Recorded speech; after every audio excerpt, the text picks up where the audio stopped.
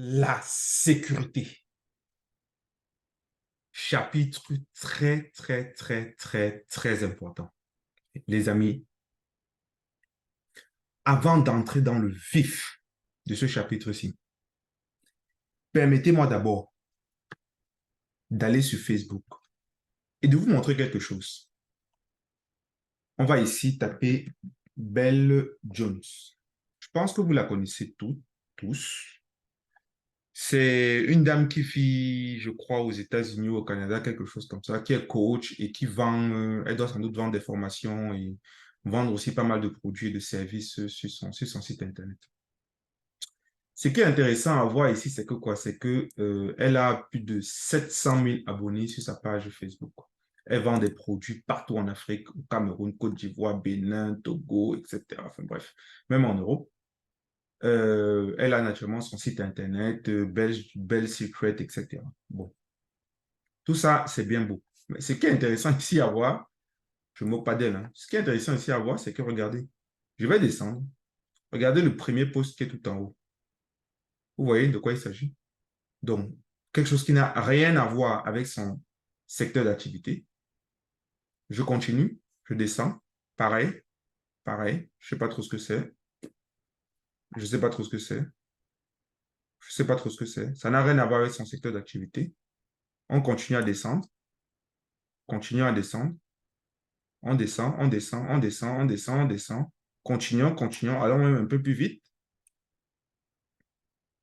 Voilà. On descend, on descend, on descend, on descend.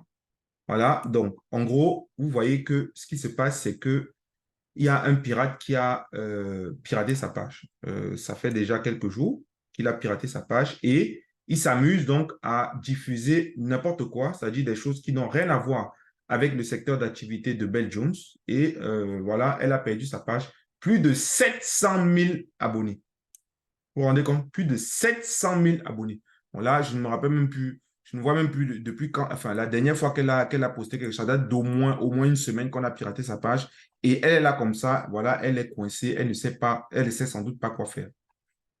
Plus de 700 000 abonnés travaillent depuis des années partis dans l'eau comme ça. Vous savez, les amis, le piratage, c'est une chose, mais l'un des meilleurs moyens de ne pas se faire pirater, c'est surtout d'éviter justement le piratage. C'est de se protéger. Et moi, dans cette formation-ci, dans ce chapitre en particulier, le but n'est pas trop que vous soyez dans un état où on vous a piraté et que vous tentez de récupérer votre page. Le but, c'est d'abord de vous protéger. Comment faire pour que votre page ou votre compte soit d'abord protégé? Après, naturellement, je vous montrerai des techniques lorsqu'on vous a piraté, des premières des choses à faire pour tenter de récupérer votre page. Quand je dis tenter, c'est parce que ce n'est pas une certitude absolue de récupérer votre page.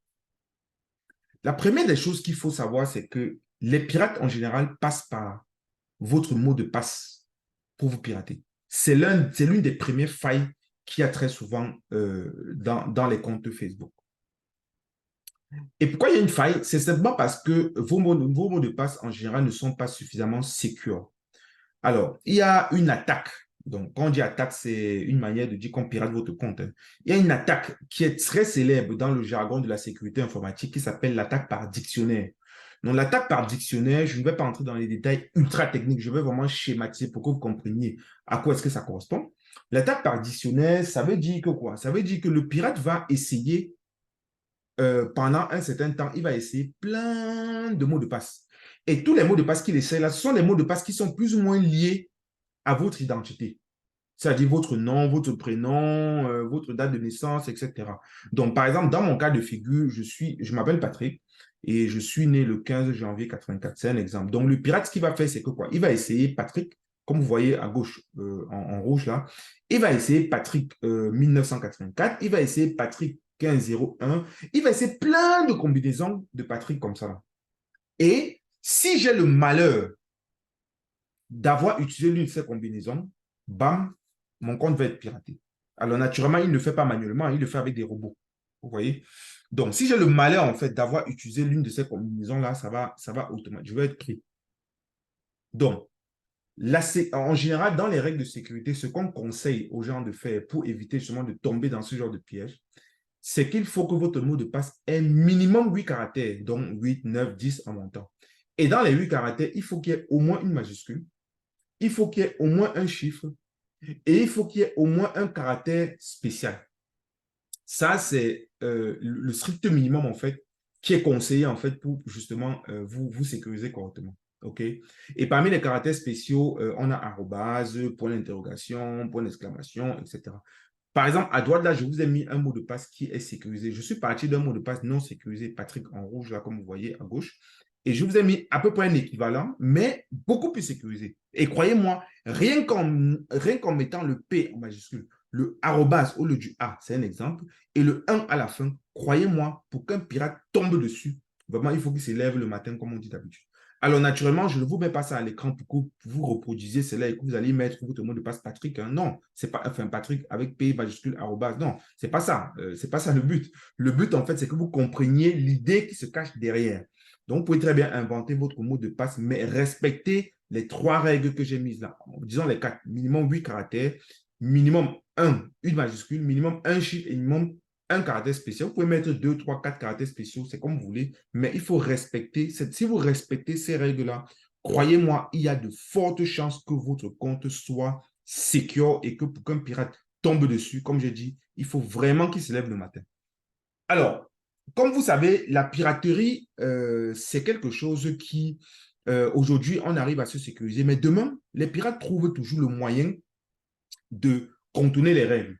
Et c'est pour ça aussi que les ingénieurs ont trouvé une deuxième couche de sécurisation qu'on appelle l'authentification à 2 facteurs. C'est-à-dire que la première couche, à savoir le blocage des mots de passe, en tout cas la sécurisation des mots de passe, à un moment donné, ça a commencé à être dépassé. Donc, maintenant, ce qu'on a fait, c'est que quoi? C'est qu'on a créé maintenant une deuxième couche de sécurisation qu'on appelle l'authentification à 2 facteurs.